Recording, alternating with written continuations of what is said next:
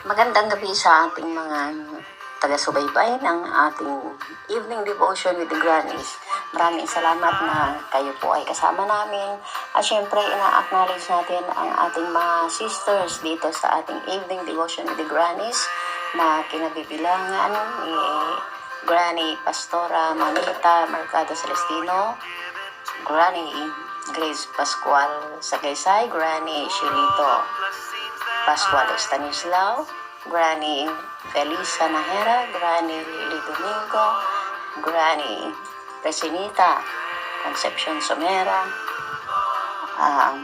at syempre ang inyong lingkod, Granny Beck.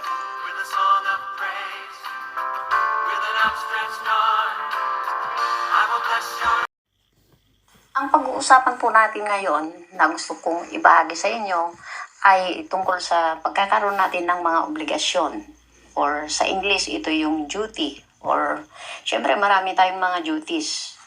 Kung sinabi nating duty, ito yung moral or legal obligation or responsibility, or ito yung task or action that someone is required to perform.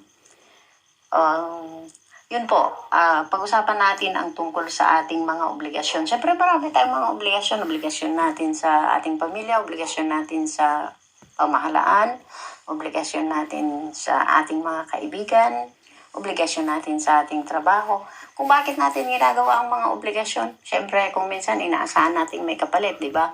Halimbawa, kapag yung obligasyon natin ginagawa natin sa ating trabaho, ginagawa natin yan ang mabuti, bakit natin ginagawa yon? Bakit natin ginagawa ang obligasyon? Siyempre, inaasahan natin meron tayong sahod. Yan. Pero itong pag-uusapan po natin ngayon ay yung obligasyon natin sa ating mga kaaway. Duties to enemies. Medyo controversial siya. Pero, meron po tayong basis dito sa ating text or teksto. Ang basis po natin ay makukuha natin sa Romans chapter 12 verse 21. Hayaan po ninyo na sa aking pagbabahagi ay gagamit ako ng English, gagamit ako ng Tagalog at Ilocano. Ang mababasa po natin sa Romans chapter 12 verse 21, ito yung overcome his evil with your good. So yun yung isang pinaka-main duty natin sa ating kaaway. Pinaka-main duty to enemy. And that is based on the text or Bible passage taken from Romans chapter 12 verse 21. And what is that? Overcome his evil with your good. So, syempre, kinukonsider natin na yung enemy natin ay evil. So, what shall we do? What is our duty? Overcome his evil with your good. Sa Ilocano po, itong Romans chapter 12 verse 21, saan ka paabak itidakes no diket abakem tidakes gaputi kinaimbag. Sana po maging komportable tayo sa pakikinig sa aking pagbabahagi dahil ako po ay gagamit ng English, Tagalog at Ilocano. Di teksto tayo nga rod kakabsat ket masarakan ti Romans chapter 12 verse 21. Nga kastoy ti kunana. Saan ka paabak itidakes no diket abakem tidakes gaputi kinaimbag. Sapay la kumata bendisyonan ni Apo Diyos dayta nga naibasa.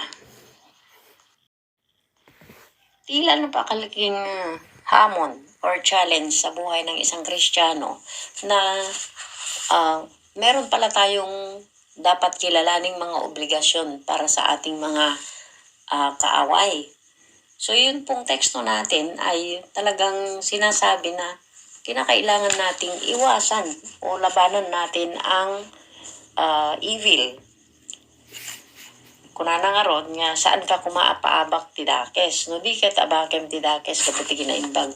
Asaon niya nga ron kakabsat ti dapat nga aramiden tayo no lalo no adda ti kabusor tayo no makaungunget tayo wasjay.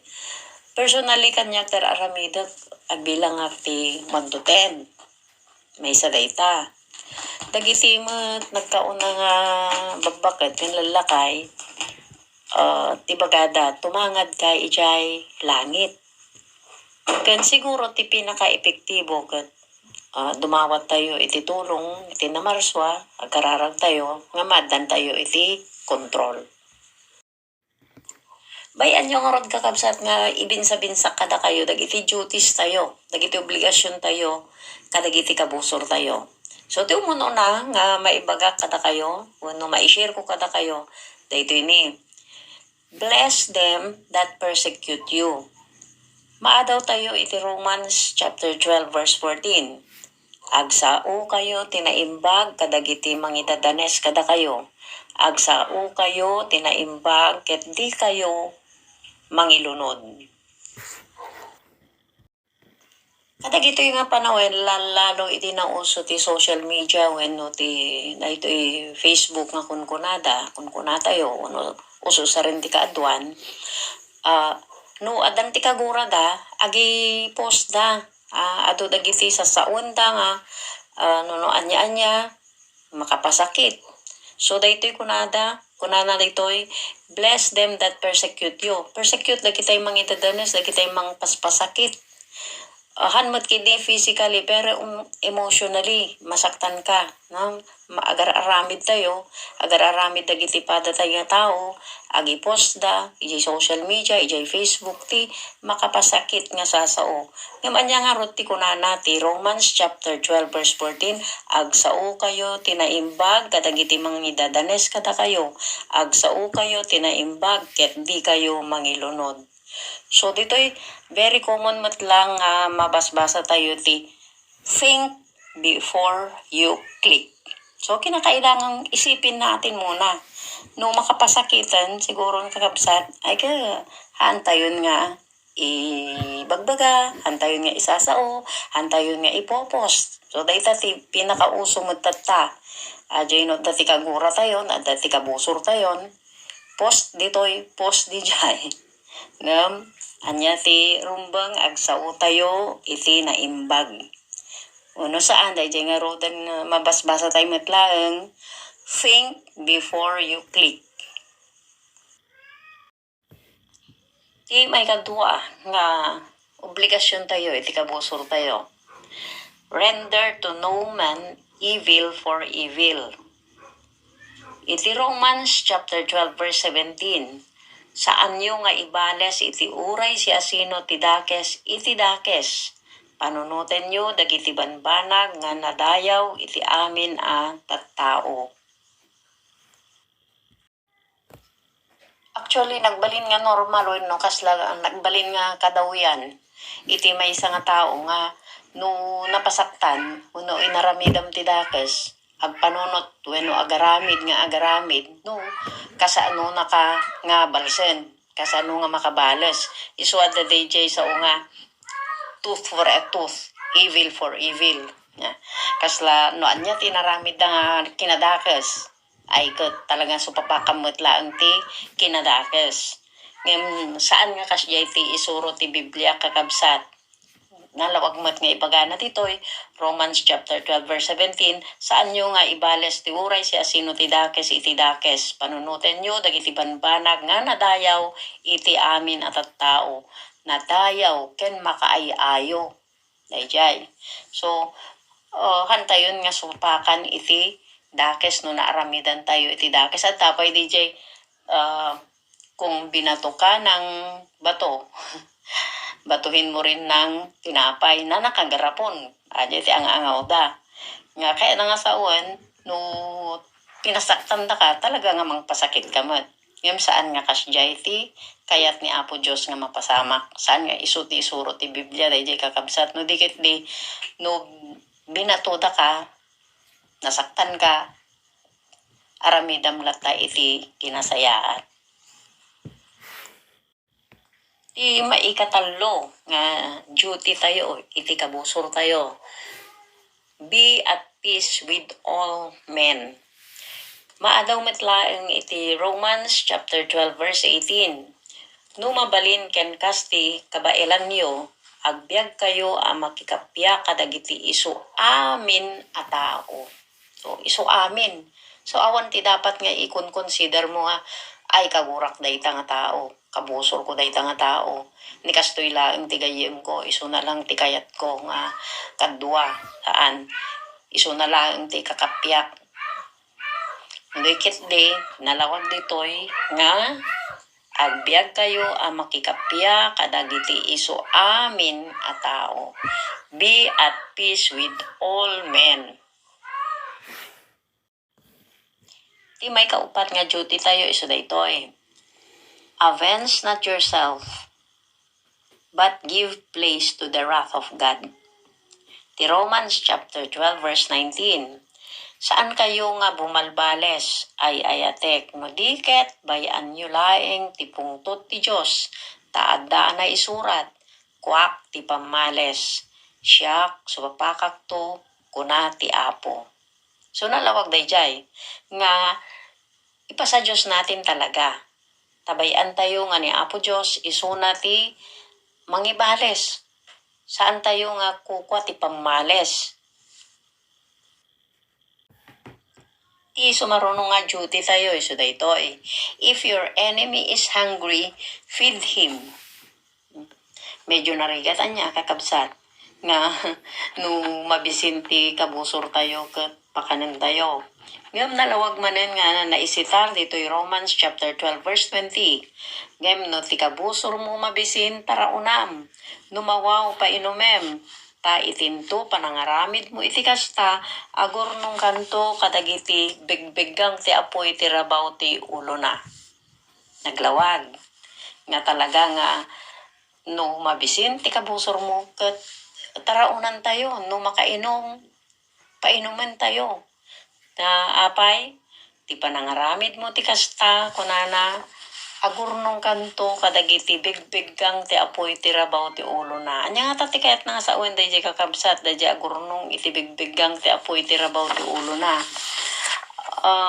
Kunana DJ English nga reference ko. Anya ti meaning na daytoy what does it mean when we say heaping coals of fire on his head? That is to cause someone to feel remorse by returning good for evil. Nga mabasa mo lang dayjay iti Proverbs chapter 25 verse 22. Di sumaruno nga ibasak nga rod kada kayo kakabsat kat siguro da ito iti kadakilan nga duty tayo kadagiti kabusor tayo. Maadaw da ito iti libro ti Matthew chapter 5 verses 43 to 48 nga tinakailaguman na daytoy isu dayjay love your enemies tapno mapasingkedan ti panamati tayo kadaytoy nga sao nga love your enemies ibasak nga rod kada kayo kakabsat daytoy Matthew chapter 5 verses 43 to 48. Verse 43. Nangegyo anay sao ay atem ti karubam ket guraem ti kabusor mo. Verse 44, Ngem kunak kada kayo, ayaten nyo dagiti kabusuryo, ket ikarkararagan nyo dagiti mangidadanes kada kayo. Verse 45, Tapno anak na kayo ni amayo, nga adda sa dilangit, ta parwaren na ti init na kadagiti dakes, ken kadagiti na imbag, ken pagtudwen na kadagiti na linteg, ken nakilo. Verse 46, Tano ayaten yo dagiti agayat kada kayo anya ti magungunayo saan akasta aya ti aramiden dagiti agsingsingir ti buwis. 47 Ketno kadagiti kakabsat yu laeng ti kablaawan yo anya ti nakaiyaddaan ti aramid yo ngem kadagiti tadtuma saan akasta aya ti aramiden met dagiti hentil. Verse 48 Agimbag kayo nga rod nga awan pagkurangan na akas ken amayo ana ilangitan nga awan pagkurangan na. So naglawag nga talaga nga ayaten tayo ti kabusor tayo. Kaya ako na napay ditoy nga no at ti ayatem kaday jay mo't lang agay ayat kenyam anya ti magungunam. Kaslas nga importante nga ayaten tayo dagijay saan nga mga ayat kada tayo, di kabusor tayo. Ti maudi nga saan nga iso ti kabasitan. Maadaw iti Matthew chapter 5 verses 38 to 39. Ti nakailaguman na kuna naman dito yan, turn the other cheek. Ito pingping. Verse 38. Nangyagyo anay sao, mata, supapakan ti mata, ken ngipen, tingipen. O, talaga nga, aglaban da. Nya, dahil ti kahit nasa uwan. Ngaman niya ti kunana ti verse 39.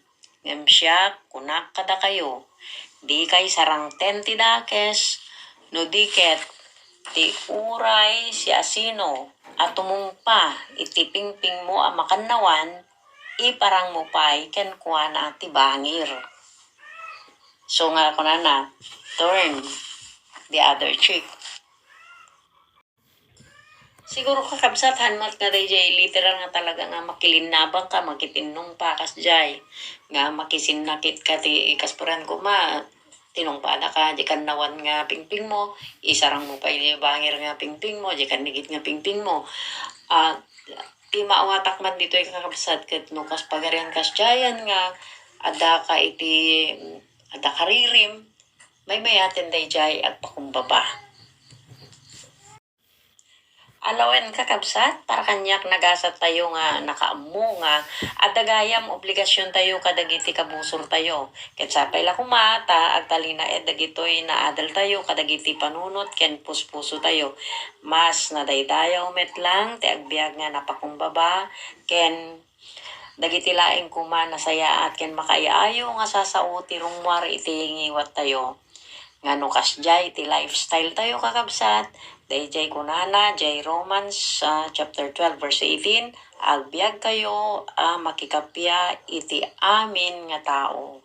Agyamanak iti anos yung arod nga dimngeg, kada ito'y basit nga sharing ko, ket sapay la kumata, bendisyonan na tayo ni Apo Diyos nga kankanayon. God is good all the time God is good. Muli po ang aming pasasalamat na kami po ay inyong sinamahan sa ating evening devotion with the Grannies. At humihingi rin po ako ng paumanhin na sa atin pong recording ay medyo mayroong mga magulo na mga alaga natin dito. Gusto ko po rin pong humingi ng paumanhin na sa atin pong pag-upload ay hindi po nakasama ang ating opening prayer at closing prayer. Pero surely po sa ating evening devotion, hindi po nawawala ang ating panalangin at may mga pag-awit din po tayo. Ito ang inyong Granny Beth.